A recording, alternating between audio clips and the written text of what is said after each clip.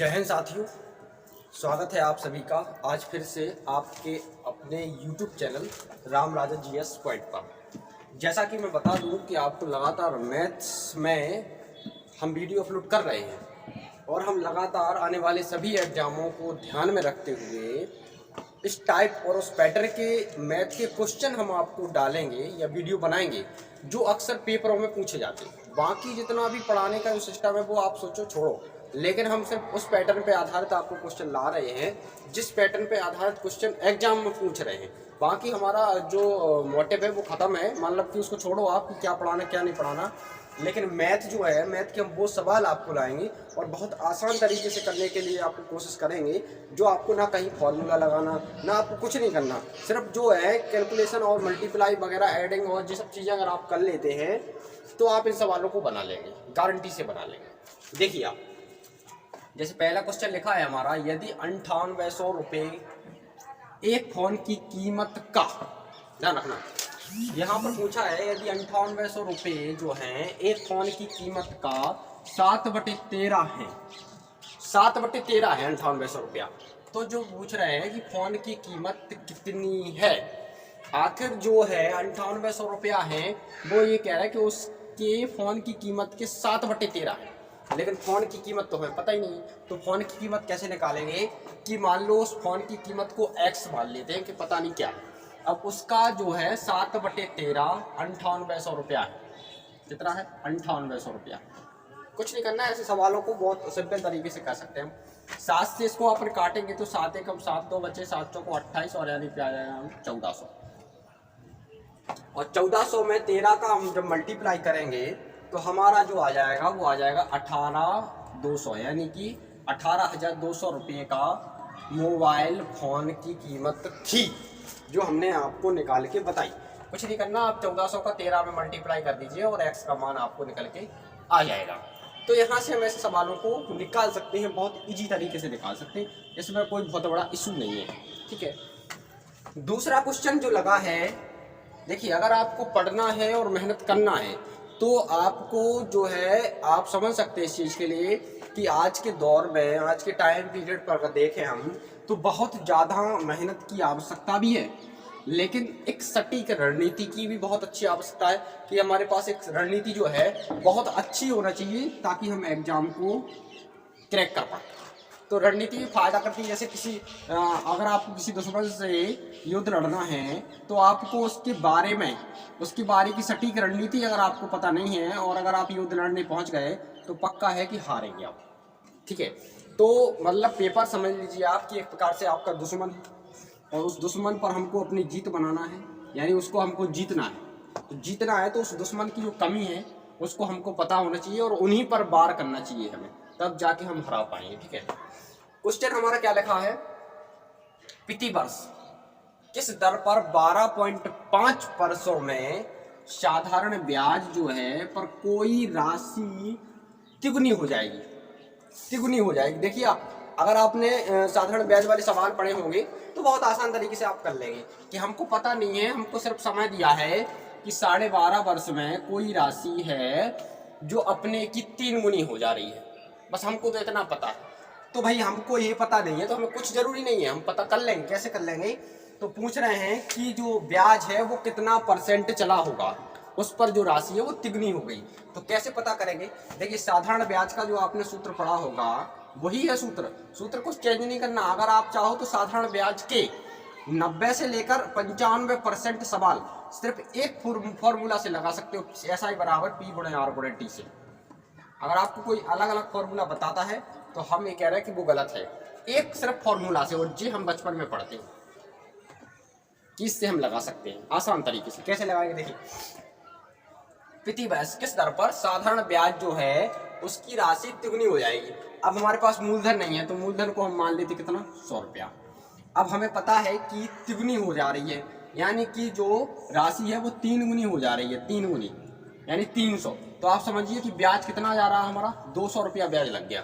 तो हमारा ऐसा जो हो जाएगा वो 200 हो जाएगा, दिखाई दे रहा है यहाँ पे क्लियर, 200 हो जाएगा। मूलधन जो है वो हमारा 100 ही है, आर हमें निकालना है, रेट का हमें पता नहीं है, टाइम हमारे पास है 12:30 और 100 तो नीचे होते ही।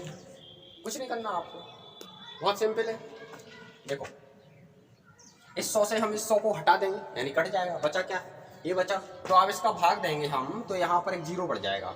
तो आप समझ सकते हैं कि 2000 और 125 का जब हम भाग देंगे तो आप 25 से इसको काटिए, कैसे कटेगा, 25 से काटे 25 पंचे 125 और 25 चौकोस यानी 25 अट्ठे 200 और यहाँ पर आ जाएगा कितना, जीरो, यानी 80/5 और 5 से काटेंगे तो 16% रेट पता चल गया कि 16% की दर पर, हमारा सी नंबर का ऑप्शन सही हो जाएगा। 16% की दर पर जो हमारा ब्याज था 100 रुपया, मतलब मूलधन था 100 रुपया, वो 300 रुपया हो गया अपने आप में, यानी 200 रुपया हमने ब्याज जो लिए हैं वो 16% की दर पर लिए। तो ये चीज़ें आप यहाँ से निकाल सकते हैं, कुछ हमको रटने वगैरह की आवश्यकता नहीं है। इसको साफ कर लीजिए। हमारा सवाल है, नेक्स्ट सवाल, एक वस्तु का क्रय मूल्य 150 रुपये, समझना आप, 40% छूट देने के बाद 20% का लाभ के लिए, मतलब हमको 40% की छूट भी देना और 20% का लाभ भी कमाना, तो वस्तु का जो अंकित मूल्य है वो क्या होगा, अंकित मूल्य क्या होगा, ये हमसे पूछा है। तो भाई हमारा सवाल ये कह रहा था कि वस्तु का क्रय मूल्य 150 रुपया है। 150 रुपया जो है इसका सीपी है, यानी क्रय मूल्य।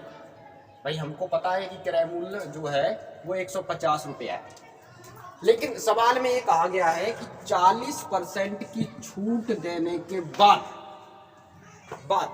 20% लाभ के लिए, समझना, 40% छूट देने के बाद, छूट देने का उद्देश्य है कि 20% लाभ जो है के लिए वस्तु का अंकित मूल्य जो है वो क्या होना चाहिए।